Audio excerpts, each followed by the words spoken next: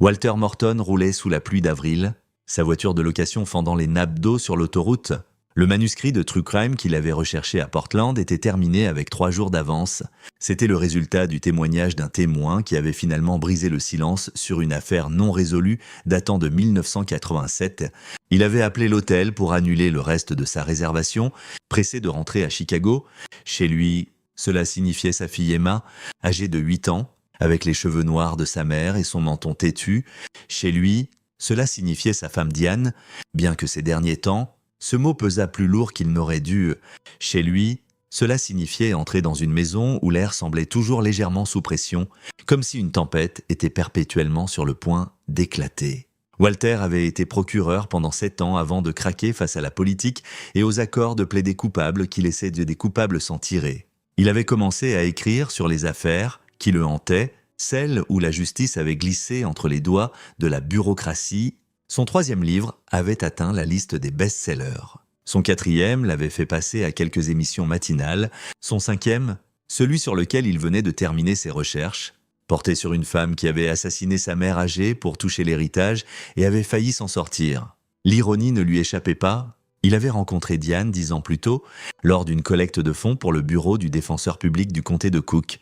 À l'époque, elle était assistante sociale, passionnée par les services familiaux, prompte à rire. Sa mère, Violet, était là aussi, couverte de bijoux qui coûtaient probablement plus que le salaire annuel de Walter, observant sa fille avec l'intensité d'un faucon traquant une souris des champs. Déjà à ce moment-là, Walter avait senti que quelque chose clochait. La façon dont Violette touchait le bras de Diane pour corriger sa posture, dont elle l'interrompait au milieu d'une phrase pour clarifier ce que Diane voulait vraiment dire. Mais Diane en valait la peine. Ils s'étaient mariés dans l'année. Emma était arrivée 18 mois plus tard. Violette avait suivi de près, déménageant de son penthouse de Gold Coast vers une vaste maison à Oak Park, à 15 minutes de leur modeste ranch de 3 chambres à Forest Park, pour être plus près de ma petite fille, avait-elle dit, avec ce sourire qui n'atteignait jamais ses yeux. Walter entra dans le parking de retour des locations à O'Hare et consulta son téléphone. 7 appels manqués de Diane. Tous de cet après-midi, son estomac se noua. Il rappela « Où es-tu » La voix de Diane était tendue. « Je viens d'atterrir. Qu'est-ce qui ne va pas ?»« Rien de grave. C'est la fête d'anniversaire de maman ce soir. Tu te souviens ? Je pensais que tu ne rentrais pas avant dimanche. » Walter fit le calcul mental. Samedi soir. Le 60e anniversaire de Violette. « J'ai fini plus tôt. J'y vais directement. » Walter. Hésita Diane. « Peut-être que tu devrais rentrer à la maison à la place. Tu es probablement épuisé. C'est l'anniversaire de ta mère. Je devrais y être. » Il garda un ton neutre, mais il avait passé des années à lire les témoins lors des contre-interrogatoires. Diane ne voulait pas qu'il vienne. Où est Emma ? Avec maman. Elle voulait aider à préparer. Cette familière oppression revint dans sa poitrine. Emma chez Violette, en train d'aider. Il savait ce que cela signifiait. Sa fille reléguée dans un coin, chargée de tâches qui la maintiendraient silencieuse et invisible pendant que Violette tenait la cour. « J'arrive dans 40 minutes, » dit Walter. Le trajet d'O'Hare à Oak Park le fit traverser des quartiers qui passaient du prolétaire aux riches, avec la subtile inévitabilité d'une marée montante. La maison de Violette se dressait sur un terrain d'angle, une coloniale en briques qui avait été présentée dans Architectural Digest l'année après son achat. Chaque pièce était parfaite, de qualité muséale, intouchée par quoi que ce soit, d'aussi désordonnée que la vie réelle. Des voitures bordaient les 2 côtés de la rue. Walter en compta au moins 20 avant d'abandonner. Il se gara 3 pâtés de maison plus loin et revint à pied sous la pluie. Son sac de voyage jeté sur l'épaule, à travers les hautes fenêtres, il pouvait voir la fête en pleine effervescence. Le rez-de-chaussée brillait de lumière, des silhouettes se déplaçant dans la salle à manger et le salon comme des acteurs sur scène. Il reconnut la sœur de Violette, May, son frère Glenn, divers cousins et amis du country club. Le genre de personnes qui passèrent l'été dans le Michigan et l'hiver à Scottsdale, qui parlaient d'une voix mesurée de valeurs immobilières et de conseils de fondation. Walter avait grandi à Cicero, fils d'un électricien syndiqué et d'une infirmière. Son père était mort quand Walter avait 15 ans, laissant sa mère travailler en double shift pour garder leur maison. Il avait payé ses études avec des bourses et des prêts étudiants qu'il n'avait remboursés que 3 ans plus tôt. Ces gens, les gens de Violette, l'avaient toujours traité comme s'il traînait de la boue dans leur vie. Ils l'avaient toléré pour Diane, pour Emma, mais la tolérance devenait plus difficile Il pensa à l'anniversaire d'Emma 6 mois plus tôt.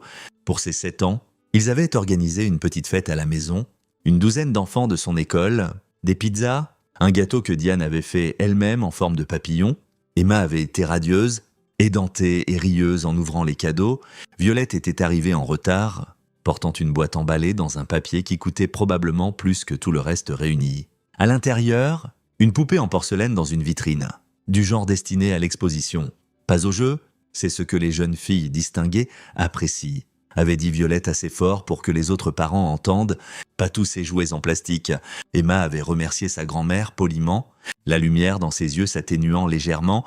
La poupée trônait maintenant sur une étagère dans la chambre d'Emma, toujours dans sa vitrine, jamais touchée. Walter s'approcha de la porte d'entrée. À travers la fenêtre latérale, il pouvait voir le vestibule, sol en marbre, lustre en cristal, table ronde avec un énorme arrangement floral. La porte n'était pas verrouillée. Il entra discrètement. Le bruit des conversations et des rires l'envahit. Je ne comprends tout simplement pas pourquoi quiconque choisirait l'école publique.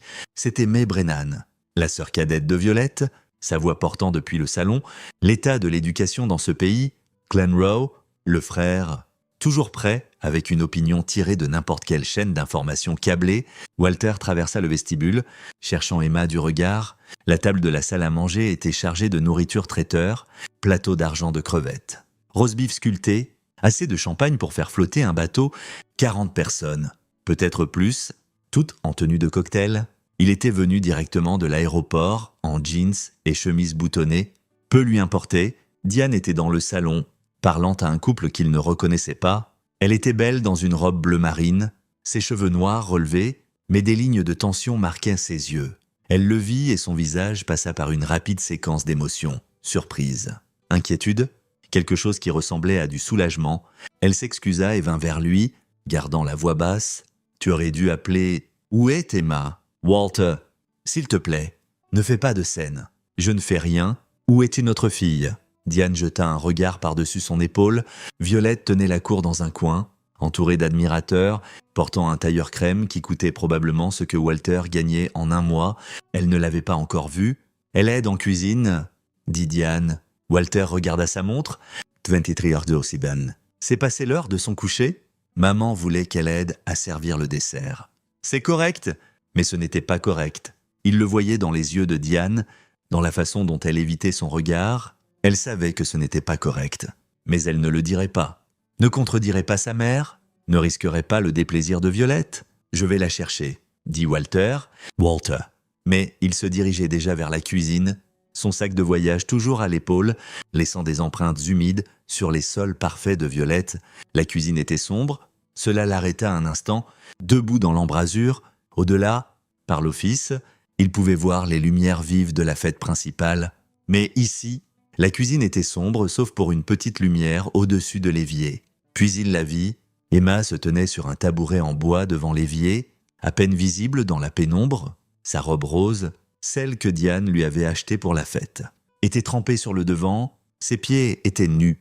Ses petites mains bougeaient dans l'eau savonneuse, lavant assiette après assiette de la pile à côté. Elle pleurait, pas les pleurs bruyants d'une crise, mais les pleurs silencieux et désespérés d'un enfant, et qui avait appris que faire du bruit n'empirait que les choses. La vision de Walter se rétrécit à un point, son pouls martelant dans ses oreilles. Chaque instinct aiguisé en tant que procureur, chaque compétence développée pour lire les gens et les situations, se concentra comme un laser sur sa fille debout dans le noir, pieds nus et pleurant, lavant la vaisselle pendant que 40 personnes riaient et buvaient du champagne à 15 mètres de là. « Emma », dit-il doucement. Elle sursauta, manquant de perdre l'équilibre sur le tabouret.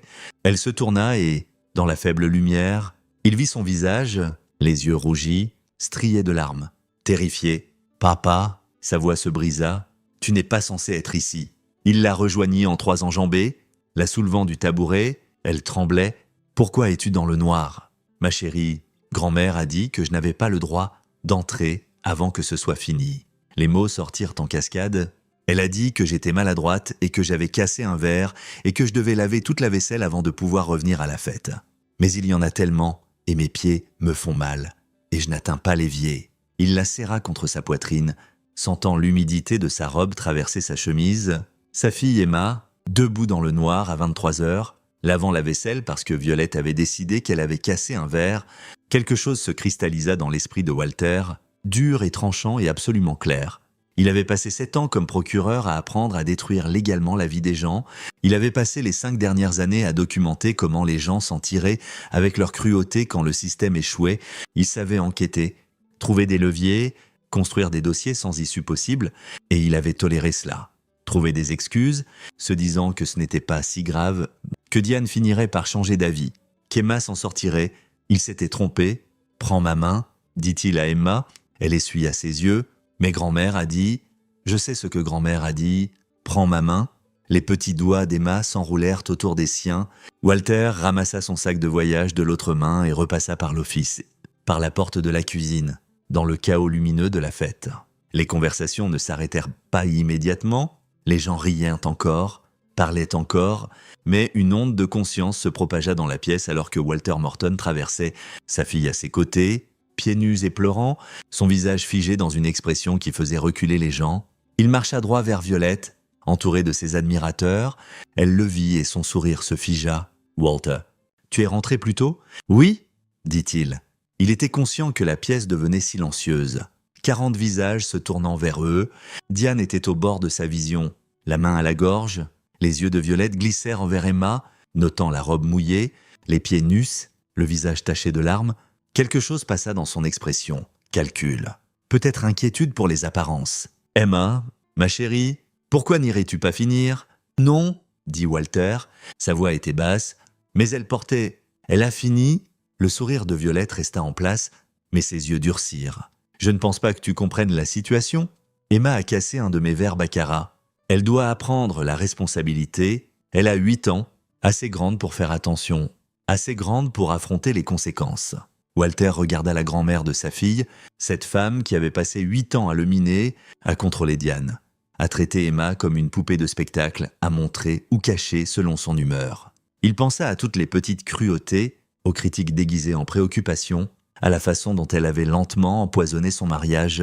Il regarda autour de la pièce tous ces gens, les amis et la famille de Violette, la société qu'elle valorisait plus que tout, et il prononça 6 mots. « Nous en avons fini avec toi, Violet. » La pièce devint absolument silencieuse, le visage de Violette se vida de sa couleur, sa bouche s'ouvrit, se ferma. « Pardon ? Tu m'as entendu ?»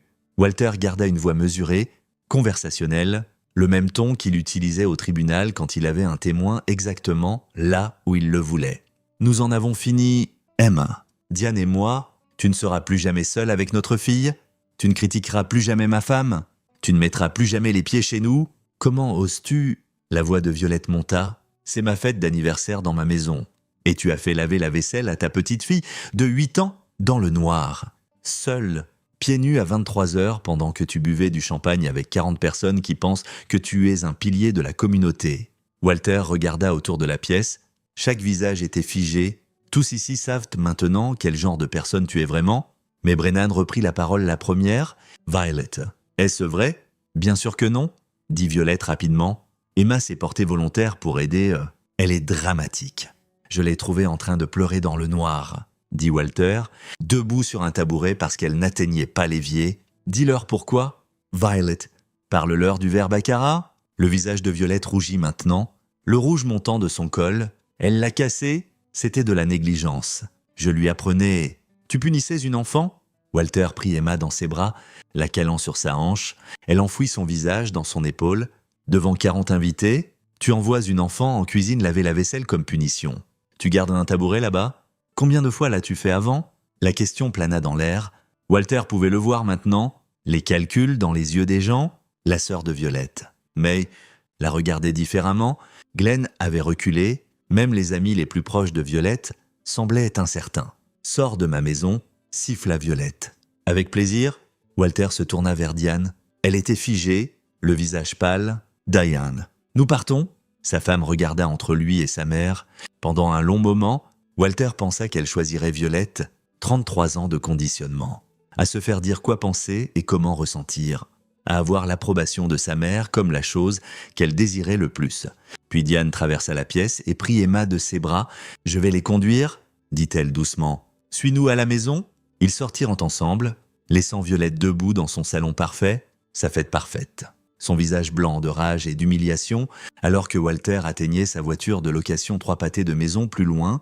Son téléphone vibra. Un message d'un numéro inconnu. Ce n'est pas fini. Mon avocat va te contacter. Walter regarda le message et sourit sans humour. Il avait passé 7 ans comme procureur. Il avait écrit 5 livres sur des gens qui s'en étaient attirés avec des choses terribles parce que personne n'avait creusé assez profond. Violette Holland n'avait aucune idée de ce qu'elle venait de déclencher. La maison de Forest Park semblait différente quand Walter y entra 40 minutes plus tard. Les lumières étaient allumées dans le salon et il entendait des voix à l'étage. Diane préparait Emma pour le coucher. Il posa son sac de voyage près de la porte et resta dans le couloir, laissant l'adrénaline s'échapper de son système. Ses mains tremblaient légèrement. Le procureur en lui cataloguait déjà ce qui s'était passé, les témoins, le pattern de comportement, la réaction de Violette, des pas dans l'escalier. Diane descendit seule, toujours en robe bleu marine. Son maquillage était barbouillé là où elle avait pleuré. Ils se regardèrent un long moment. « Emma dort ?» dit Diane enfin. « Je lui ai donné un bain et lu 3 histoires. » Walter hocha la tête. « Ma mère appelle tout le monde ?» continua Diane. « May, Glenn, les Bisley, les colliers. Elle leur dit que tu l'as agressé. Je ne l'ai pas touché. Je sais. » Diane s'assit sur la dernière marche, les mains sur les genoux. « Je sais que tu ne l'as pas fait. J'étais là. » Walter attendit. « Depuis combien de temps sais-tu » demanda Diane à propos de la vaisselle. « Je ne savais pas. Pas avant ce soir. Mais tu soupçonnais quelque chose ?» Il pensa à la façon dont Emma avait commencé à sursauter quand Violette l'appelait, à la façon dont sa fille était devenue plus silencieuse au cours de l'année passée, plus prudente. « Oui !» Diane resta silencieuse un long moment. Quand elle reprit la parole, sa voix était faible. « Je l'ai laissé faire ?» Diane. « Non, si, j'ai vu des choses et je me suis dit que ce n'était pas si grave. Que maman était juste particulière, qu'Emma avait besoin d'apprendre la discipline. » Elle le regarda, les larmes coulant sur son visage. « J'ai laissé ma mère blesser notre fille parce que j'avais trop peur de lui tenir tête. » Walter s'assit à côté d'elle sur la marche. « Nous lui tenons tête maintenant. Elle va se battre. Tu ne la connais pas comme moi. Elle utilisera tout avec Hatz. Argenta, Relations. Elle essaiera de prendre Emma. Elle nous détruira si elle peut. Qu'elle essaye. » Diane se tourna vers lui. « Tu as un plan ?» Ce n'était pas une question. Elle le connaissait assez pour lire le calcul dans ses yeux. « J'ai le début d'un plan, » dit Walter. « Ta mère a fait une erreur ce soir. Elle s'est humiliée devant 40 témoins. Les gens ont vu ce qu'elle a fait. Mais ce n'est que la surface. Que veux-tu dire ? Les gens comme Violette ne commencent pas soudainement à être cruels. Il y a une histoire, un pattern. Il l'avait vu dans des dizaines d'affaires. Les abuseurs avaient toujours une trace si on savait où chercher. Ta mère fait ce genre de choses depuis longtemps. Nous devons juste trouver les preuves. » Et ensuite, Walter pensa au message, à la menace de Violette avec les avocats. Ensuite, nous nous assurons qu'elle ne puisse plus jamais blesser Emma. Ni toi ni personne. Diane resta silencieuse. Puis mon père est mort quand j'avais 12 ans. Walter le savait, mais il la laissa parler. Crise cardiaque. Tout le monde disait qu'il avait 51 ans. Je l'ai trouvée dans son bureau. Elle essuya ses yeux. Maman n'a pas pleuré aux funérailles. Pas une fois. Elle portait du Chanel noir et acceptait les condoléances comme si c'était des félicitations. 6 mois plus tard, elle a vendu son entreprise et nous a déménagé à Gold Coast. Tu ne m'avais jamais dit ça ? Il n'y avait rien à dire, juste une impression que j'avais même enfant, qu'elle n'était pas triste qu'il soit parti, que peut-être elle était soulagée. Walter sentit quelque chose bouger dans son esprit. Une nouvelle pièce s'emboîtant. Que faisait ton père ? Il possédait une entreprise de construction, Morton Holland Builders, de taille moyenne, surtout des travaux commerciaux. Que s'est-il passé avec l'entreprise après que ta mère l'ait vendue ? Elle a fait faillite en 1 an. Les nouveaux propriétaires l'ont coulée. Diane le regarda. Pourquoi ? Juste curieux. Mais il pensait à son 5e livre, à la femme qui avait tué sa mère pour l'héritage, à la façon dont certains gens étaient très doués pour obtenir ce qu'ils voulaient et le faire passer pour des causes naturelles. Son téléphone vibra. Il le sortit. Encore un numéro inconnu, mais différent. Cette fois, c'était un message vocal. Il le joua sur haut-parleur. « Monsieur Morton, ici Brett Bisley de Bisley Collier & Associates. Je représente Violette Holland. Madame Holland a retenu notre cabinet concernant votre agression non provoquée sur elle ce soir et l'enlèvement illégal de sa petite fille de son domicile. Nous exigeons que vous cessiez tout contact avec Madame Holland immédiatement. Toute nouvelle harcèlement entraînera des actions légales incluant mais non limité à des ordonnances restrictives et des procédures de garde. Appelez mon bureau lundi matin à la première heure. Le message vocal se termina. Walter vérifia l'horodatage. L'avocat avait appelé 43 minutes plus tôt. Jésus, murmura Diane. Le téléphone de Walter vibra à nouveau. Un autre message vocal, puis un autre. Il regarda les notifications s'accumuler. 12 messages vocaux dans la dernière heure. Tous du même numéro. Il en joua un au hasard. La voix de Brett Bisley. Plus en colère maintenant, Monsieur Morton, j'ai laissé plusieurs messages. Votre refus de répondre est noté. Madame Holland est prête à déposer une motion d'urgence pour la garde si nécessaire. Appelez-moi immédiatement. 34 appels, dit Diane en regardant le téléphone. En une nuit, Walter sentit cette familière montée qu'il avait au tribunal quand un avocat adverse surjouait sa main. Violette paniquait. Elle était allée voir son avocat dans l'heure suivant la fin de la fête. Et cet avocat l'avait appelé 34 fois en une seule nuit. Les gens confiants en leur position ne faisaient pas ça. Elle a peur, dit Walter. De quoi? De ce que ces 40 témoins ont vu, de ce qu'ils pensent en ce moment. Il se leva, son esprit déjà au travail. Toute la vie de ta mère est bâtie sur le maintien d'une image. Ce soir, j'ai fissuré cette image, et elle le sait. Diane se leva aussi, se serrant les bras autour d'elle. Qu'est-ce que tu vas faire? Walter pensa à Emma à l'étage, enfin en sécurité. Il pensa à Diane, commençant à voir sa mère clairement pour la première fois. Il pensa à Violette Holland, déjà en train de rassembler ses forces, se préparant à la guerre. « Je vais faire ce que je fais le mieux, » dit-il. « Je vais enquêter, je vais trouver chaque squelette dans le placard de ta mère, et ensuite je vais m'assurer qu'elle ne puisse plus jamais blesser personne. » Walter. Elle a de l'argent, du pouvoir, des relations, et moi j'ai la vérité. Il sourit, mais sans chaleur. J'ai abattu des gens pires que Violette Holland. Son téléphone vibra à nouveau, un autre message vocal de Brett Bisley. Walter l'ignora et monta vérifier sur sa fille. Le dimanche matin se leva froid et gris. Walter se réveilla à 6 heures du matin pour trouver le côté du lit de Diane vide. Il la trouva dans la cuisine, sirotant un café et fixant son téléphone. 37 messages, dit-elle sans lever les yeux. De ma mère, Maida, Glenn, des gens que je n'ai pas vus depuis des années. Tout le monde veut savoir ce qui s'est passé. Qu'est-ce que tu leur dis? Rien pour l'instant. Elle posa le téléphone. Emma dort encore. Je l'ai vérifié 2 fois. Walter se versa un café et s'assit en face d'elle. Nous devons parler de ce qui va suivre. Je sais que Violette va pousser pour des droits de visite grands-parentaux. La loi de l'Illinois est de son côté si elle dépose correctement. La tête de Diane se redressa vivement. Elle peut faire ça. Les grands-parents peuvent pétitionner pour des visites s'ils peuvent démontrer que c'est dans l'intérêt de l'enfant. Vu qu'elle a été une présence constante dans la vie d'Emma, il laissa l'implication planer. Mais après ce qu'elle a fait était mal, mais le prouver au tribunal est différent. Pour l'instant, c'est notre parole contre la sienne. Et elle a 40 témoins qui m'ont vu emporter Emma de sa fête. Son avocat va le présenter comme de l'aliénation parentale. Diane avait l'air malade. Donc, elle gagne. Je n'ai pas dit ça. Walter prit une gorgée de son café. J'ai dit que nous devons construire un dossier. Cela signifie documentation, registres, témoins, Walter. Tout le monde à cette fête est son ami. Pas tout le monde. J'ai vu comment May la regardait quand j'ai mentionné le tabouret, et Glenn a reculé. Des fissures se forment. Il sortit son téléphone et ouvrit un nouveau document. Commence du début, chaque incident dont tu te souviens où Violette a été cruelle avec Emma. Des dates si tu t'en souviens, des détails. Diane resta silencieuse un long moment, puis elle commença à parler. Cela prit 3 heures. Au moment où Emma descendit à 9h30, frottant le sommeil de ses yeux, Walter avait rempli 12 pages de notes, des incidents remontant à des années, des punitions déguisées en leçons, des critiques déguisées en préoccupations, de la cruauté déguisée en hautes exigences. Le pattern était évident. « Papa » Emma grimpa sur ses genoux, encore en pyjama. « On va voir grand-mère aujourd'hui. » Walter échangea un regard avec Diane.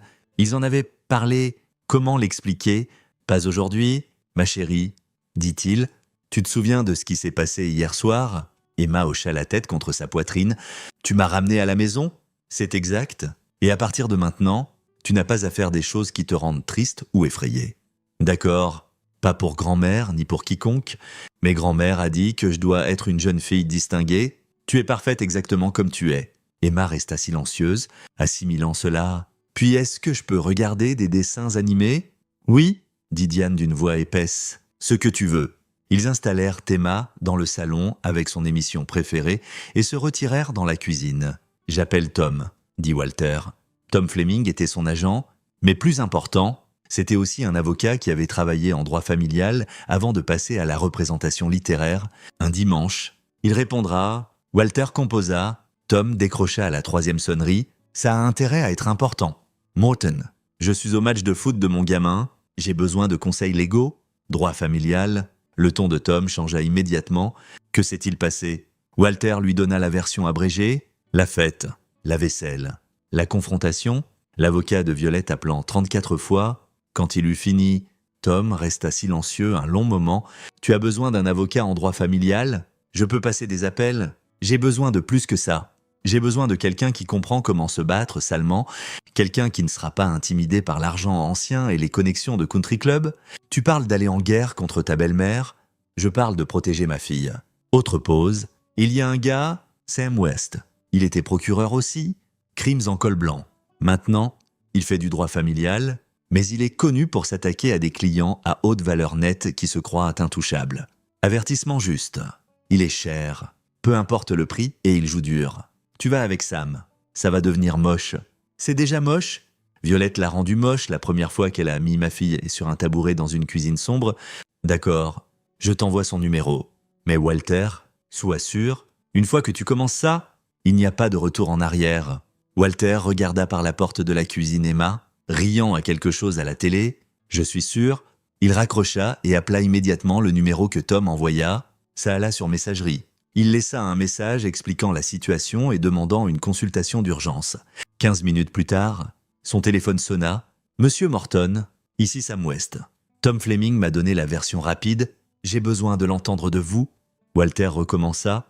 Plus de détails cette fois. Quand il finit, Sam resta silencieux. « Combien de fois cet avocat vous a-t-il appelé ?» demanda Sam. « 34 en 6 heures. C'est du harcèlement ?» Surtout qu'il n'avait aucune base pour des revendications de garde d'urgence. La voix de Sam était tranchante. Analytique, voici ce qui va se passer. L'avocat de Violette va déposer pour une visite grand-parentale d'urgence. Il va vous peindre comme un parent inapte qui aliène une grand-mère aimante. Il aura des témoins de caractère, probablement une histoire sur comment vous étiez instable à la fête. Je n'étais pas instable. Peu importe, c'est une question de récit, mais voici la chose. 34 appels. C'est de la despération. Et la despération signifie faiblesse? Une pause. Je prends votre affaire, mais j'ai besoin que vous compreniez quelque chose. Nous ne combattons pas juste pour des droits de visite. Nous visons la termination complète des droits grands-parentaux. Nous allons faire en sorte que Violette Holland ne puisse pas s'approcher à moins de 100 mètres de votre fille. Comment? En prouvant qu'elle est abusive, en documentant un pattern de comportement, en trouvant chaque autre victime qu'elle a blessée et en les faisant parler. La voix de Sam durcit. Vous avez dit que vous êtes un écrivain de true crime. Vous savez enquêter? J'ai besoin que vous enquêtiez sur votre belle-mère comme si elle était suspecte dans une affaire de meurtre, parce que c'est ce que nous construisons. Un dossier si étanche qu'aucun juge ne lui donnera jamais accès à Emma. Walter sentit quelque chose s'installer dans sa poitrine. Quand commençons-nous? Maintenant, j'ai besoin de tout ce que vous avez. Dates, heures, témoins, documentation. J'ai besoin du témoignage de votre femme. J'ai besoin de savoir qui était à cette fête et j'ai besoin de savoir tout sur le passé de Violette Holland. Tout! Ils parlèrent encore 20 minutes, Sam esquissant la stratégie pendant que Walter prenait des notes. Au moment où ils raccrochèrent, Walter avait une image claire de ce qui devait se passer. Il alla dans le salon. Emma regardait encore des dessins animés, levée sur le canapé avec son lapin en peluche préféré. Diane était assise à côté, lui caressant les cheveux. « Nous avons un avocat, » dit Walter doucement. Il est bon, mais ça va empirer avant de s'améliorer. Diane le regarda. « Je suis prête? Peu importe ce qu'il faut, tu pourrais devoir témoigner contre ta mère. » Tant mieux, il est plus que temps. Le téléphone de Walter vibra. Un message d'un numéro inconnu. « Tu as fait une grosse erreur? Monsieur Morton? Tu n'as aucune idée à qui tu as affaire. VH. » Il le montra à Diane. Elle l'a envoyé d'un téléphone jetable. Diane dit qu'elle est probablement assise dans sa maison en ce moment, entourée de ses avocats, planifiant comment nous détruire. Qu'elle planifie. Walter s'assit de l'autre côté d'Emma. J'ai des plans aussi, mais même en le disant, il sentait le poids de ce qu'il allait faire. Violette Holland avait de l'argent, des connexions, des décennies de relations soigneusement cultivées. Elle avait des avocats en retenue et des juges qui lui devaient probablement des faveurs de conseil de charité. Qu'avait Walter?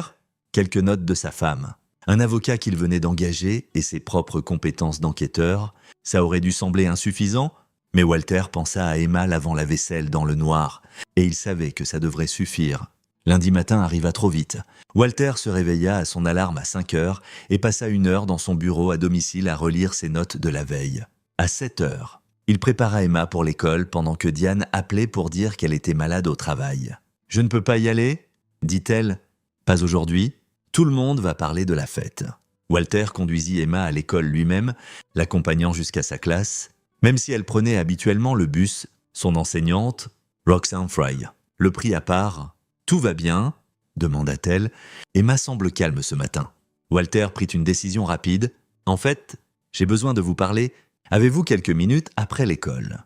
Quelque chose dans son ton fit changer l'expression de Roxane. « Bien sûr, ma dernière classe finit à 15 heures. » Il revint à la voiture où Diane attendait. Son enseignante a remarqué que quelque chose n'allait pas. « Tu lui as dit ?»« Pas encore, mais je vais le faire. » Il commença à conduire vers Oak Park, vers le quartier de Violette. « Nous avons besoin de témoins, des gens qui ont vu comment Violette traite Emma. Les enseignants sont des rapporteurs obligatoires. Si Roxane a remarqué quelque chose, Walter, ça va rendre ça encore pire? C'est déjà pire. L'avocat de Violette m'a appelé 34 fois. Elle a envoyé des messages menaçants. Elle ne recule pas, donc nous non plus. » Ils se garèrent un pâté de maison plus loin de la maison de Violette. Le quartier était calme un lundi matin. La plupart des gens déjà au travail. Walter sortit et commença à marcher. « Qu'est-ce que tu fais ?» demanda Diane. « Je frappe aux portes. » La première maison appartenait à un couple âgé, les Montgomery. Walter se présenta comme le gendre de Violette et demanda s'ils avaient remarqué quelque chose d'inhabituel lors des visites d'Emma. Madame Montgomery hésita, jetant un regard à son mari. « Ce n'est pas vraiment nos affaires. »« S'il vous plaît, » dit Walter, « c'est pour la sécurité de ma fille. »« Eh bien, » dit lentement Madame Montgomery, « il y a eu une fois, peut-être 2 mois ago, j'étais dans mon jardin et j'ai entendu des pleurs du jardin de Violette. Quand j'ai regardé par-dessus la clôture, Emma était assise par terre toute seule. Il faisait presque noir. Je l'ai appelée, demandé si elle allait bien, et Violette est sortie et a dit qu'Emma était en time-out pour avoir été impolie. Combien de temps est-elle restée dehors ? Au moins 1 heure. Je vérifiais. Il faisait presque gelé cette nuit-là. Walter nota cela, les remercia et passa à la maison suivante. Le pattern émergea au cours des 3 heures suivantes d'un set. 8 voisins, 6 d'entre eux ayant remarqué quelque chose de troublant, Emma laissée dehors dans le froid, Emma pleurant dans le jardin, Emma paraissant effrayée quand Violette l'appelait. Aucun n'avait signalé « Ce n'est pas vraiment notre place », disaient-ils tous. Violette est très respectée dans le quartier. À 11 heures, Walter avait des déclarations écrites de 5 voisins. Ce n'était pas assez pour prouver l'abus, mais c'était un pattern. Son téléphone sonna. « Sam West, j'ai déposé une motion ce matin », dit Sam sans préambule. « Ordonnance de protection contre Violette Holland. Temporaire en attendant une audience complète. Pas de contact avec Emma? Pas de contact avec toi ou Diane, sauf par avocat? Est-ce que ça tiendra ?» Le juge l'a accordé basé sur l'incident de la fête et les appels de harcèlement. « Nous avons une audience dans 2 semaines. » C'est là que les choses deviennent intéressantes. Une pause. J'ai aussi entendu de Brett Bisley. Violette dépose pour une visite grand-parentale d'urgence. Elle prétend que tu l'aliènes de sa petite-fille sans cause. On s'y attendait. Oui, mais voici ce qu'on n'attendait pas. Elle prétend aussi que tu l'as agressée à la fête. Voix de fait. Elle l'appelle comme ça. Walter sentit un froid l'envahir. Je ne l'ai jamais touchée. Je sais, mais elle a un rapport médical. Elle est allée aux urgences samedi soir. Prétend que tu lui as saisi le bras pendant la confrontation. Elle a des bleus documentés. C'est impossible. Je ne l'ai pas touchée. Auto-infligée, dit Sam sombrement. Ou elle a fait faire par quelqu'un. Dans tous les cas, c'est malin. Ça embrouille le récit. Ça te fait passer pour violent. L'esprit de Walter bouillonnait. Les témoins diront que j'étais en colère, que je l'ai confronté. Certains pourraient même mal se souvenir et penser que je l'ai touché au bras. La mémoire est bizarre comme ça, surtout quand quelqu'un plante des suggestions. Sam soupira. Écoute, on va le combattre, mais c'est ce que je voulais dire par jouer salement. Violette ne combat pas juste pour des visites, elle essaye de détruire ta crédibilité. Après avoir raccroché, Walter resta dans la voiture avec Diane, tous deux assimilant. Elle prétend vraiment que tu l'as frappée, dit Diane. Elle est allée à l'hôpital et l'a fait documenter, probablement juste après notre départ. Walter regarda sa femme. « C'est qui est ta mère ?» Elle est prête à mentir sur une agression pour gagner. Le visage de Diane était pâle. « Que faisons-nous ? Nous trouvons la vérité sur elle. Toute la vérité. » Il démarra la voiture. « La mort de ton père, l'entreprise, tout, parce que les gens comme Violette ne deviennent pas soudainement cruels. Il y a une histoire et nous allons la trouver. » Ils rentrèrent en silence. Walter passa l'après-midi dans son bureau à plonger dans les archives publiques. Il commença avec le mari de Violette, le père de Diane, Glenn Holland Sr., mort d'une crise cardiaque à 51 ans 15 ans plus tôt. Cause du décès listée comme infarctus du myocarde. Pas d'autopsie demandée. Enterré en 3 jours. Walter creusa plus profond. Il trouva les dossiers de succession pour l'héritage de Glenn Sr. Tout était allé à Violette. La maison, l'entreprise, les investissements. Elle avait vendu Morton Holland Builders dans les 6 mois pour 3 millions de dollars. 1 an plus tard, l'entreprise était en faillite. Il trouva les noms des anciens associés d'affaires de Glenn Sr. La plupart étaient d'un mort ou retraités. Mais un nom sauta, Malcolm McLean, qui avait essayé d'acheter l'entreprise avant que Violette ne la vende à un autre acheteur. Walter trouva le numéro de McLean et appela. C'est à propos de Glenn Holland. La voix de McLean était rauque avec l'âge. C'est un nom que je n'ai pas entendu depuis 15 ans. Je suis son gendre. J'essaye de comprendre ce qui s'est passé avec l'entreprise. Une longue pause. Tu as épousé la fille de Violette ? Oui. Mes condoléances. Malcolm rit sèchement. Glenn était un bonhomme. Juste honnête. L'entreprise était solide. Puis il est mort subitement, et Violette ne pouvait pas attendre pour vendre. Je lui ai offert la valeur marchande. 3 millions. Elle a pris 3 d'un ami promoteur. Pourquoi aurait-elle fait ça ? Parce que ce promoteur a fait faillite 1 an plus tard, et Violette a racheté tous les contrats clients de Glenn à bas prix. Puis elle les a revendus avec profit. Malin si tu es assez impitoyable. Walter nota cela. Son esprit travaillant. Avez-vous jamais suspecté quelque chose sur la mort de Glenn ? La pause fut plus longue. Tu demandes ce que je pense que tu demandes. Je demande si vous avez eu des doutes. Glenn était en bonne santé, courait des marathons, ne fumait pas, buvait à peine. Puis un jour, sa fille le trouve mort dans son bureau. Violette ne voulait pas d'autopsie, n'a même pas attendu le temps standard pour un enterrement. 3 jours plus tard, il est en terre. Malcolm soupira. Ai-je des preuves ? Non. Ai-je douté ? Tous les jours, depuis 15 ans. Walter le remercia et raccrocha, ses pensées bouillonnant. Ce n'était pas une preuve, mais un fil. À 15 heures, il conduisit de nouveau à l'école d'Emma et rencontra Roxane Free dans sa classe. « J'ai besoin de vous dire quelque chose », dit-il et exposa tout, la fête, la vaisselle, le pattern de comportement. Roxane écouta sans interrompre. Quand il finit, elle resta silencieuse un long moment. « J'aurais dû dire quelque chose plus tôt », dit-elle enfin. « Il y a eu des incidents. Les devoirs d'Emma sont toujours parfaits. Trop parfaits pour une élève de CE1. Le mois dernier, j'ai contesté une réponse qu'elle a donnée et elle a commencé à pleurer. Elle a dit qu'elle devait réussir ou grand-mère serait déçue. Seriez-vous prête à documenter ça ? Plus que prête. J'écrirai tout ce que j'ai observé. » Roxane croisa son regard. « J'enseigne depuis 20 ans. Monsieur Morton, je reconnais l'abus quand je le vois. Je n'avais juste pas réalisé que c'était si grave. C'est pire que grave, dit Walter, et je vais le prouver. » Il rentra avec la promesse de Roxane de lui envoyer une déclaration complète d'ici la fin de la semaine. Quand il arriva, Diane était au téléphone avec sa tante May. « Je me fiche de ce que maman t'a dit. » Diane disait « J'étais là, j'ai vu Emma pleurer. » Non. « Écoute-toi. » Elle leva les yeux quand Walter entra, son expression frustrée. « Mais, je dois y aller. » Elle raccrocha. « Mais pense que je surréagis. Elle dit que maman ne blesserait jamais délibérément Emma, que c'était juste un malentendu. Et le tabouret... » Elle ne se souvient pas en avoir vu un diarrhée. Walter sentit sa mâchoire se serrer. Violette travaillait déjà les témoins, remodelant le récit. Nous devons parler à tout le monde qui était à cette fête avant qu'elle ne les atteigne tous. Walter, ce sont les amis de ma mère. Ils ne se retourneront pas contre elle. Certains le feront. Nous devons juste trouver les bons. Son téléphone vibra. Un message de Sam West. L'avocat de Violette pousse pour une audience accélérée, veut résoudre ça en 1 semaine au lieu de 2. Le juge y réfléchit. Walter répondit par texte. « Peut-on être prêt ? On doit l'être. » Commence à rassembler tout. Photos, dossiers médicaux, rapports scolaires, tout ce qui montre un pattern. Walter regarda Diane. « Nous avons 1 semaine pour construire un dossier que ta mère a créé en 15 ans. Nous devons bouger vite. » Elle hocha la tête. son expression durcissant. Alors bougeons. Ils passèrent le reste de la soirée à passer des appels, envoyer des emails, documenter tout.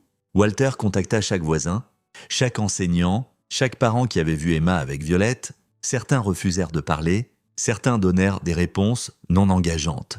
Mais quelques-uns, quelques précieux, diraient la vérité. À minuit, ils avaient 17 incidents documentés sur 3 ans. Ce n'était toujours pas assez. Walter s'assit dans son bureau, fixant ses notes sur la mort de Glenn Holland Senior. Une idée se formait, dangereuse et peut-être folle. Si Violette était prête à simuler une agression pour gagner une affaire de garde, qu'était-elle prête à faire d'autre?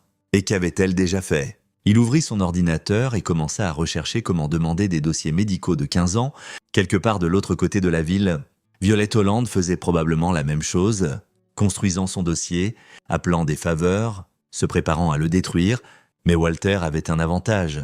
Il savait trouver la vérité, et la vérité, une fois trouvée, avait une façon de détruire tout sur son passage. L'audience accélérée fut fixée pour vendredi à 14h au tribunal familial du comté de Cook. Walter passa mardi et mercredi à rassembler des preuves pendant que Sam West déposait motion après motion, chacune conçue pour mettre Violette sur la défensive. Mercredi après-midi, Walter reçut un appel d'une source inattendue. « Monsieur Morton, ici Stacy Collier. J'étais à la fête de Violette samedi. » Walter se souvenait d'elle, une femme dans la quarantaine, assise près de la table des desserts, l'une des rares qui n'avait pas détourné le regard quand il avait porté Emma à travers la pièce. « Merci d'appeler, dit-il. J'ai besoin de vous dire quelque chose. Après votre départ, Violette a dit des choses sur vous, sur votre femme. Elle était furieuse. Elle répétait qu'elle allait vous faire regretter de l'avoir humiliée, qu'elle avait des avocats qui s'assureraient que vous ne voyiez plus jamais Emma. Est-ce que quelqu'un d'autre a entendu ça? Au moins 10 personnes. Mais Monsieur Morton, ce n'est pas pour ça que j'appelle. » La voix de Stacy baissa. Violette et moi avons servi ensemble au conseil de la Oak Park Community Foundation pendant 5 ans. J'ai démissionné l'année dernière parce que, à cause de la façon dont elle traitait les gens, que voulez-vous dire? Il y avait une jeune femme dans le personnel, Christy Roberts, 23 ans, juste sortie de l'université, travaillant comme coordinatrice de programme, brillante, travailleuse, gentille. Violette lui a rendu la vie infernale, critiquait tout ce qu'elle faisait, l'humiliait en réunion, la faisait pleurer. Walter nota le nom. Christy est-elle toujours à la fondation? Non! Elle a démissionné il y a 6 mois. J'ai essayé d'avertir le conseil sur le comportement de Violette. Mais elle est une donatrice majeure. Ils ont choisi l'argent. Stacy pause. Je peux vous donner le numéro de Christy. Et Monsieur Morton. Il y en avait d'autres avant elle. Des filles qui travaillaient sous Violette dans diverses charités. Elles sont toutes parties, éventuellement. Walter sentit cette familière montée. Pattern. J'ai besoin de leur nom, et je vous envoie tout ce que j'ai, fidèle à sa parole. Stacy lui envoya un email dans l'heure, 6 noms. Toutes de jeunes femmes qui avaient travaillé avec ou pour Violette, sur divers conseils de charité, toutes avaient démissionné dans l'année. Walter commença à appeler. Les 3 premières ne répondirent pas, ou rappelèrent en disant qu'elles ne pouvaient pas aider. La 4e, Candy Riggs, accepta de le rencontrer dans un café à Lincoln Park. Elle avait 29 ans, nerveuse, remuant son latte sans le boire. « Je ne veux pas être impliquée dans quoi que ce soit. » dit-elle, « Je dois que vous compreniez ça d'avance. »« Je comprends, » dit Walter, « mais j'ai aussi besoin de protéger ma fille. Et je pense que vous savez quel genre de personne est Violette Holland. » Les mains de Candy se serrèrent autour de sa tasse. Je travaillais pour la Children's Literacy Foundation. Violette était au conseil. J'étais la directrice du développement. Jeune, excitée de faire une différence, Violette semblait m'aimer au début, puis elle s'interrompit. Puis quoi? Des petites choses au début, des critiques. Rien de ce que je faisais n'était tout à fait bien. J'étais trop décontractée, trop familière, trop ambitieuse, mais c'était toujours en privé, toujours juste entre nous. En public, elle était charmante, supportive. Candy leva enfin les yeux vers lui, puis elle a commencé avec les tâches. Quel genre de tâches? Du travail inutile, des choses qui n'avaient rien à voir avec mon job. Classer ses papiers personnels, récupérer son pressing. Une fois, elle m'a fait nettoyer sa voiture pendant qu'elle était en réunion du conseil. J'étais directrice du développement et elle me faisait aspirer sa Mercedes. Avez-vous porté plainte? À qui? Elle était présidente du conseil, elle contrôlait le budget. Mon superviseur m'a dit de juste faire ce que Violette voulait. La voix de Candy se brisa. Le pire, c'est que j'ai commencé à la croire. que je n'étais pas assez bonne, que je devais être reconnaissante qu'elle m'enseignait, c'est ce qu'elle disait. Ça m'enseignait le monde réel. Combien de temps avez-vous travaillé là? 8 mois? Puis un jour, je n'ai plus pu... J'ai démissionné, sans préavis, sans autre job. J'ai juste sorti. Elle essuya ses yeux. Mon thérapeute dit que c'était de l'abus, abus professionnel. Je ne voulais pas y croire. Mais c'était ça, Walter dit doucement, et vous n'êtes pas la seule. Il lui montra la liste des noms, Candy la lut et hocha la tête. Je connais Christy. On parle parfois. Les autres, c'est comme un groupe de soutien informel, les survivantes de Violet Holland. Est-ce que l'une d'elles témoignerait au tribunal? Candy parut terrifiée. Contre Violet Holland. Elle nous détruirait. Elle essaie d'obtenir la garde de ma fille.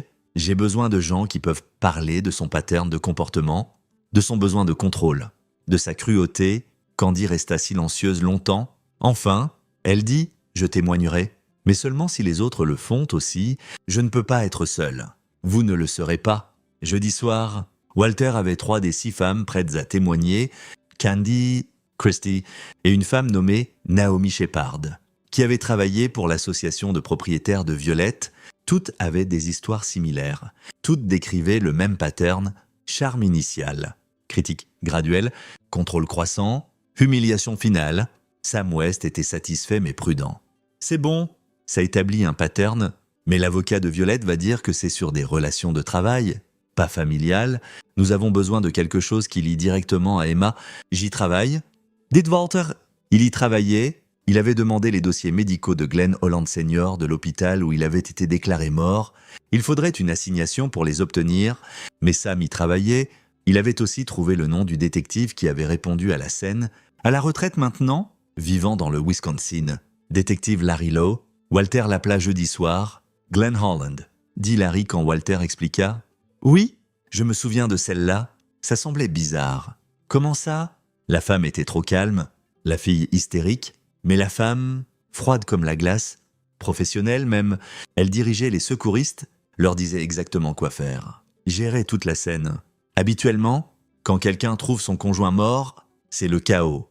Elle était organisée, ça vous a rendu suspicieux, bien sûr, mais le médecin légiste a conclu à une crise cardiaque, pas de signe de traumatisme, pas de raison de suspecter un crime. Larry pausa. Tu penses différemment? Je pense que Violet Holland est capable de beaucoup plus que ce que les gens réalisent. Elle avait un mobile. Walter pensa à la vente de l'entreprise, la faillite orchestrée, agent, contrôle, liberté de vivre sa vie comme elle voulait, sans mari dans les pattes. Ce n'est pas une preuve. Je sais, mais c'est une théorie. Bonne chance pour le prouver, dit Larry. Après 15 ans, tu auras besoin d'un miracle. Walter raccrocha, frustré mais pas vaincu.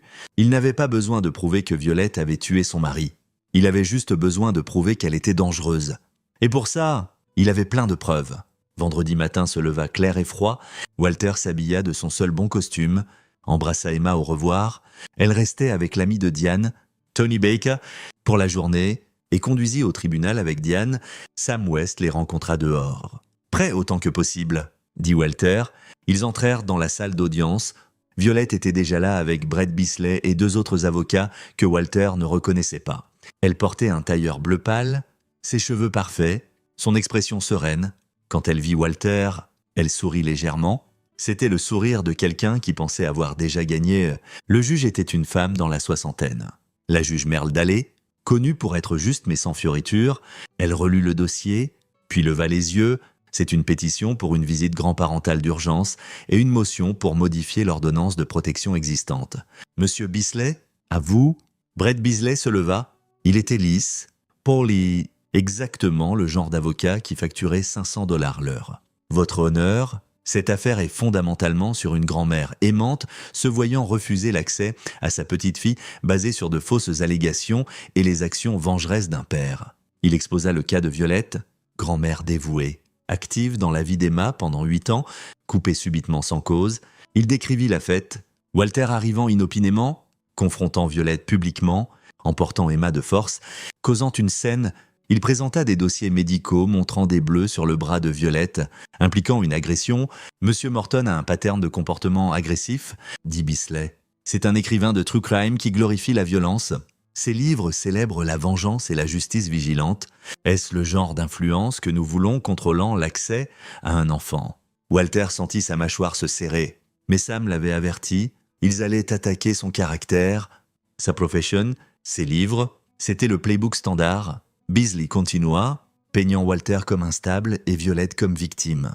Il appela des témoins de caractère, May Brennan, qui témoigna que Violette avait toujours été aimante avec Emma, Glenn Rowe, qui dit que Walter avait semblé agressif à la fête. Puis Beasley montra des photos de la fête, Emma plutôt dans la soirée, souriante, bien habillée, ce n'est pas une enfant en détresse, dit-il. C'est une fille heureuse à la fête de sa grand-mère. Le récit que M. Morton essaie de créer est de la fiction « Votre honneur », de la fiction dramatique conçue pour aliéner une grand-mère aimante. Quand Beasley s'assit, la juge Daley regarda Sam, « Monsieur West ». Sam se leva, « Votre honneur ». Cette affaire porte sur un pattern d'abus qui s'étend sur des années. C'est sur une femme qui utilise la richesse et le statut social pour contrôler et blesser les gens, y compris sa propre petite fille. Il appela Diane en premier. Elle prit la barre paraissant pâle mais déterminée. « Madame Morton, parlez-nous de la relation de votre mère avec Emma ?» Diane inspira. En surface, ça semblait bien. Mais ma mère a toujours été contrôlante avec moi, avec Emma, avec tout le monde dans sa vie. Emma avait des règles chez grand-mère qu'elle n'avait nulle part ailleurs. Des règles sur comment s'asseoir, comment parler, quoi porter. Si elle les brisait, il y avait des conséquences. Quel genre de conséquences? Des punitions, des time-out qui duraient des heures, être privé de nourriture si elle était impolie, être obligée de rester dans des positions inconfortables. La voix de Diane trembla. Je me disais que c'était juste de la discipline, que ma mère avait des standards élevés, mais quand j'ai vu Emma samedi soir laver la vaisselle dans le noir, pieds nus et pleurant, j'ai réalisé que je me mentais. Beasley objecta, essaya de discréditer son témoignage comme biaisé, mais Diane tint bon. Sam appela les voisins ensuite. Umparum, ils témoignèrent avoir vu Emma dehors dans le froid, l'avoir entendue pleurer, avoir remarqué des choses qui semblaient mal. Puis, il appela Roxane Fry qui témoigna de la peur d'Emma de décevoir sa grand-mère, de ses devoirs trop parfaits, de son anxiété. Enfin, Sam appela Candy Riggs. « Mademoiselle Riggs, comment connaissez-vous Violette Holland ? J'ai travaillé pour une charité qu'elle présidait. Parlez-nous de cette expérience. » Candy la décrivit, l'escalade graduelle, l'humiliation, le contrôle. Quand elle finit, Beasley était debout, objection. C'est irrecevable. Les relations de travail n'ont rien à voir avec les droits grands-parentaux. Ça va au pattern. Votre honneur, dit Sam. Madame Holland a une histoire documentée d'abuser de son pouvoir sur les gens qu'elle perçoit comme inférieurs. Jeune femme, subordonnée, enfant. La juge Daley considéra. Je l'autorise. Continuez. Sam appela Christy et Naomi qui donnèrent des témoignages similaires. Au moment où elles eurent fini, une image avait émergé. Violette Holland comme une femme qui avait besoin de contrôle, qui trouvait des gens vulnérables et les brisait. « Votre honneur » dit Sam. « Nous ne vous demandons pas de punir Madame Holland, nous vous demandons de protéger Emma Morton d'un pattern d'abus documenté par de multiples témoins dans de multiples contextes. C'est qui est Violette Holland? Elle ne changera pas, et Emma ne devrait pas avoir à souffrir pour ça. » La juge Daley regarda Violette. « Madame Holland, souhaitez-vous témoigner ?» Violette se leva. Elle était composée. Digne, votre honneur, ces allégations sont fausses. J'aime ma petite fille. Oui, j'ai des standards élevés. Oui, je crois en la discipline et au comportement approprié, mais je n'ai jamais abusé d'Emma. L'incident à ma fête était un malentendu. Emma avait cassé un objet précieux et je lui ai demandé d'aider à nettoyer. Quand M. Morton est arrivé inopinément et l'a vu en cuisine, il a surréagi dramatiquement et violemment. Les dossiers médicaux montrent des bleus compatibles avec une saisie au bras. Beasley ajouta « Nous avons des témoins qui ont vu M. Morton confronter Mme Holland agressivement. » Sam se leva. « Votre honneur, j'aimerais appeler un témoin en réplique, détective Larry Lowe. À la retraite, Larry avait conduit ce matin-là à la demande de Walter. Il prit la barre et prêta serment. Détective Lowe. Vous avez enquêté sur la mort de Glenn Holland Senior il y a 15 ans. Pouvez-vous nous en parler ? Objection. Beasley était debout, c'est complètement irrecevable. Ça va au caractère de Madame Holland, dit Sam. La juge Daley fronça les sourcils. Je l'autorise, mais soyez bref. Larry témoigna sur la scène, le calme inhabituel de Violette, l'enterrement rapide, le manque d'autopsie. Ce n'était pas une preuve de quoi que ce soit, mais ça planta une graine. Sam conclut. Votre honneur, nous croyons qu'Emma est en danger, pas un danger physique immédiat, peut-être mais psychologique. Violette Holland est une manipulatrice maître qui a blessé tous ceux sur qui elle avait du pouvoir. Nous demandons que l'ordonnance de protection reste en place et que toutes les visites grand-parentales soient terminées. La juge Daley regarda les deux côtés. Je vais prendre une brève pause pour revoir les preuves. Elle quitta la salle. Walter s'assit avec Diane et Sam en attendant. Violette s'assit de l'autre côté de l'allée, parfaitement immobile, son visage indéchiffrable. 1 minute plus tard, la juge Daley revint. J'ai revu le témoignage et les preuves. Dit-elle, c'est une affaire difficile. D'un côté, les droits grands-parentaux sont importants. De l'autre, les preuves d'un pattern de comportement contrôlant et nuisible sont préoccupantes. Le cœur de Walter battit fort. Je vais prolonger l'ordonnance de protection pour 60 jours supplémentaires. Pendant ce temps, Madame Holland n'aura aucun contact avec Emma ou la famille Morton. À la fin des 60 jours, nous nous réunirons de nouveau et déterminerons si des visites supervisées sont appropriées. Elle regarda Violette. Madame Holland, je vous suggère d'utiliser ce temps pour réfléchir à votre comportement et peut-être chercher du conseil. Le témoignage que j'ai entendu aujourd'hui me trouble. Bisley commença à objecter, mais la juge Daley le coupa. Ma décision tient. Audience levée. Elle partit. Walter sentit Diane saisir sa main, serrant fort. Ils avaient gagné, pas complètement, pas définitivement, mais ils avaient gagné de l'autre côté de l'allée. Violette se leva. Elle regarda Walter et pendant un instant, son masque glissa. La rage dans ses yeux était absolue. Puis elle se tourna et sortit avec ses avocats, le dos droit, la tête haute. 60 jours, dit Sam. Nous utilisons ce temps pour construire un dossier encore plus fort, parce qu'elle ne va pas abandonner. Walter hocha la tête. Il savait que Violette n'abandonnerait pas, mais lui non plus. Les 60 jours devinrent une guerre d'usure. Violette déposa motion après motion, appel, demande de revue accélérée, plainte contre Sam pour inconduite. Chacune fut refusée, mais chacune coûtait du temps et de l'argent. Walter continua à enquêter. Il interviewa plus de victimes de Violette, des femmes qui avaient travaillé pour elle, des voisins qui avaient traité avec elle, même une ancienne femme de ménage qui avait démissionné après 6 mois. Le pattern était constant. Violette ciblait les gens qu'elle percevait comme faibles ou inférieurs. Elle les bâtissait initialement, puis les démolissait systématiquement. Certains se brisaient complètement. D'autres, comme celle prête à témoigner, survivaient, mais portèrent les cicatrices. Walter continua aussi à creuser sur la mort de Glenn Holland Sr. Il ne pouvait pas obtenir les dossiers médicaux sans ordonnance judiciaire, mais il trouva autre chose. La police d'assurance vie de Glenn, 2 millions de dollars, payés à Violette dans les 3 mois suivant sa mort, et il trouva autre chose aussi. Glenn avait mis à jour son testament 6 mois avant de mourir. Dans la version originale, tout allait à Violette. Dans la mise à jour, il avait créé un trust pour Diane que Violette ne pouvait toucher. Il avait aussi réduit son contrôle sur l'entreprise. Violette n'avait jamais déposé le testament mis à jour. Elle avait utilisé l'original, lui donnant un contrôle complet. Ce n'était pas une preuve de meurtre, mais c'était un mobile. Walter compila tout dans un rapport et le donna à Sam, qui le déposa comme preuve supplémentaire pour la prochaine audience. Pendant ce temps, Emma s'épanouissait, sans l'ombre de Violette. Elle était devenue plus légère, plus heureuse. Elle riait plus. Ses devoirs étaient encore bons, mais plus parfait. Diane guérissait aussi, voyant un thérapeute, travaillant sur des années de manipulation, mais Walter sentait le compte à rebours. 50 jours, 40, 30. Violette était silencieuse, ce qui le rendait nerveux. Les gens comme elle ne devenaient pas silencieux, sauf s'ils planifiaient quelque chose. 20 jours avant l'audience, le téléphone de Walter sonna. Numéro inconnu. « Monsieur Morton, ici Pablo Holden. J'étais l'associé d'affaires de Glenn Holland. » Le pouls de Walter s'accéléra. « Comment puis-je vous aider? Vous avez posé des questions sur la mort de Glenn? Je pense que nous devrions nous rencontrer. » Ils se rencontrèrent dans un dîner à Naperville, loin d'Oak Park.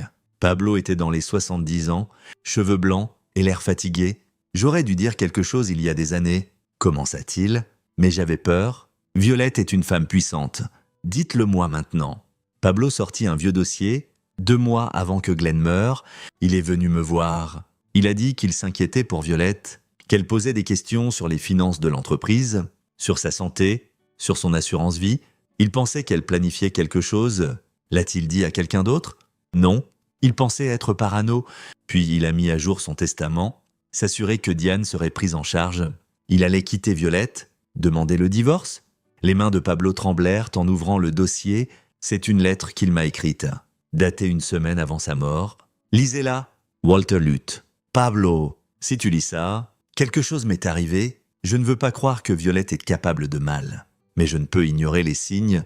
Elle a recherché des conditions cardiaques, posé des questions à mon médecin sur les symptômes, demandé sur mes médicaments. La semaine dernière, j'ai trouvé une bouteille de pilule dans son armoire de salle de bain. Pas prescrite à aucun de nous.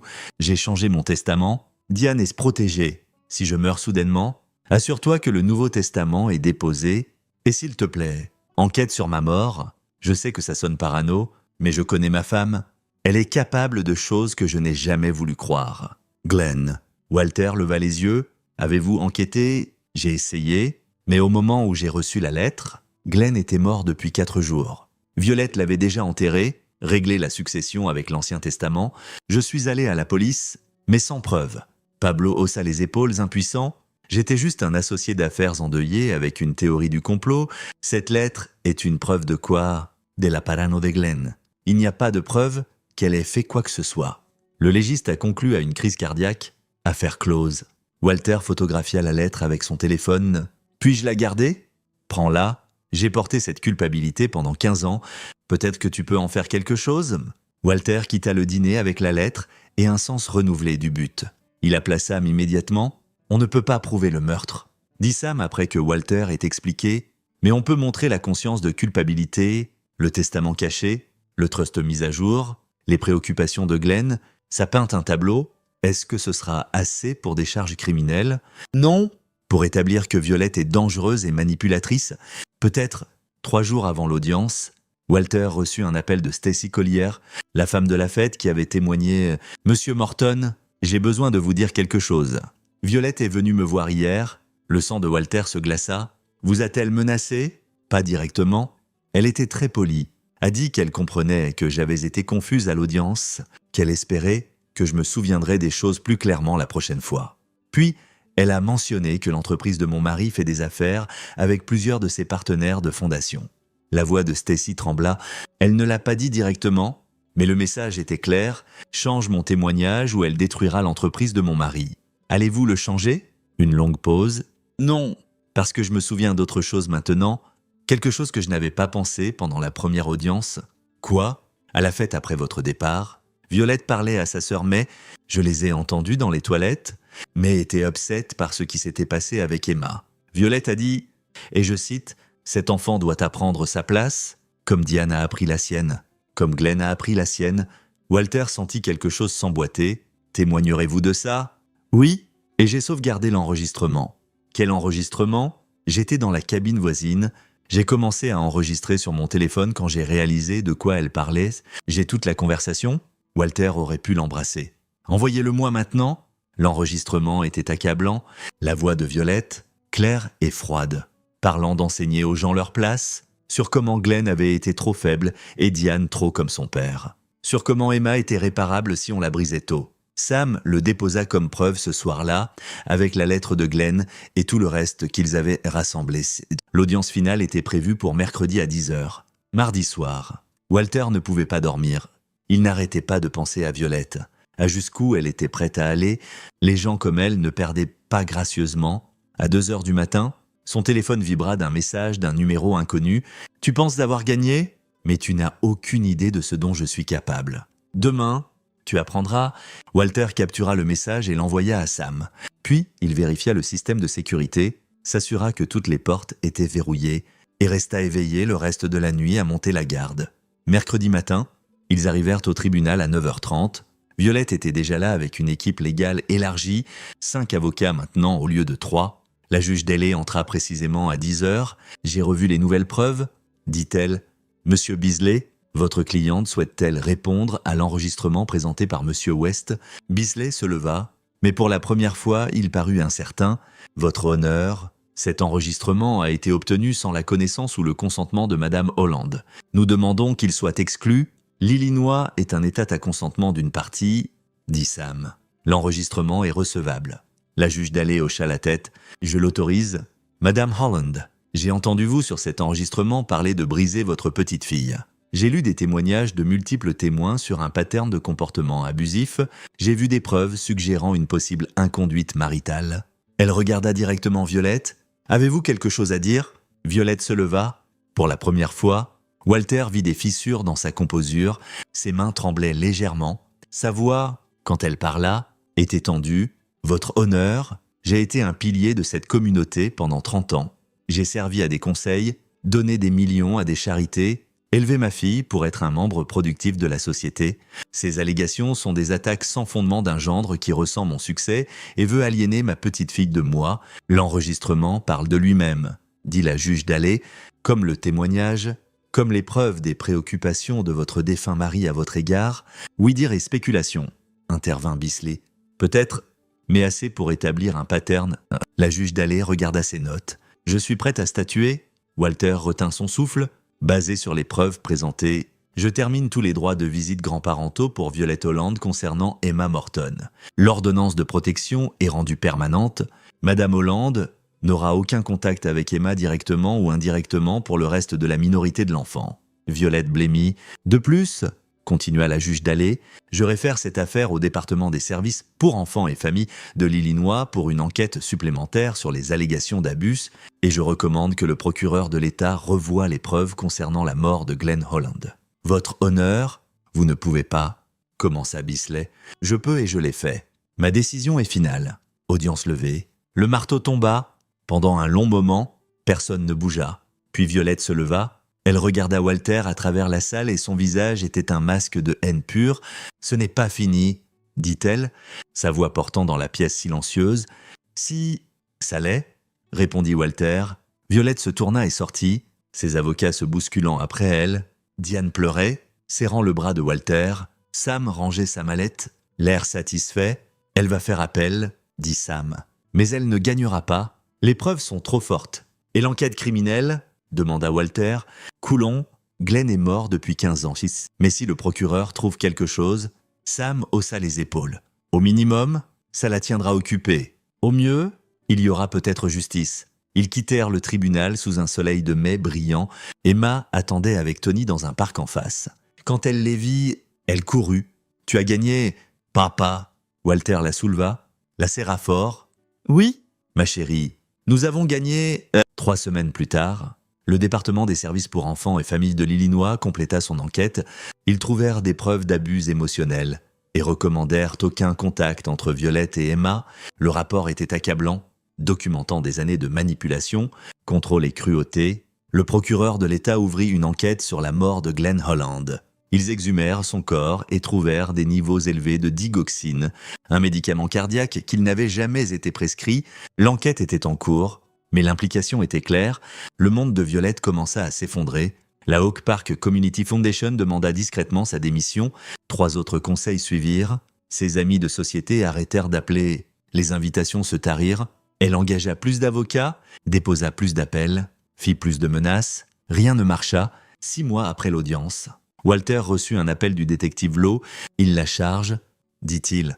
Meurtre au 1er degré pour Glenn Holland. La digoxine. Le testament mis à jour. L'assurance vie. C'est assez… Est-ce que ça tiendra ? Les procureurs le pensent. Elle risque 25 ans à perpétuité. Walter sentit quelque chose s'installer dans sa poitrine. Pas tout à fait de la satisfaction, mais proche. Merci d'avoir appelé, dit-il. Il raccrocha et alla trouver Diane. Elle était dans le jardin avec Emma, regardant leur fille jouer. « Il charge ta mère », dit-il doucement. Diane resta silencieuse un long moment, puis tant mieux, Emma les appela pour regarder son rouge. Ils applaudirent et acclamèrent tous deux.